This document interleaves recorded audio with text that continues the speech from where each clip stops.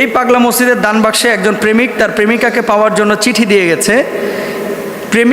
প্রেমিকাকে পাওয়ার জন্য কোনো মসজিদের দান বাক্সে এভাবে চিঠি ফেললে আসলে প্রেমিকাকে পাওয়া যায় কি না, এবং এই কোটি কোটি টাকা, কেউ নাকের ফুল, কানের দুল, গলার মালা, মুরগির ডিম, এগুলো মনের বাসনা পূরণার্থে মসজিদে দান করা জায়েজ আছে কি না? ফয়জুল্লাহ, গুরুত্বপূর্ণ একটা প্রশ্ন আপনি করেছেন।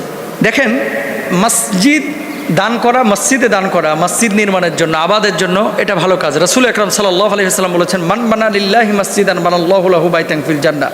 যে ব্যক্তি মসজিদ নির্মাণ করবে আল্লাহকে খুশি করার জন্য, আল্লাহ তাআলা তার জন্য জান্নাতে একটি ঘর বানায় দেবে, নির্মাণ করে দেবে। সুবহানাল্লাহ, এটা ভালো কাজ। পাগলা মসজিদের যে বিষয়টা, ওখানকার ইসলামিক স্কলারদের একটা গণজোয়ার তৈরি করা উচিত।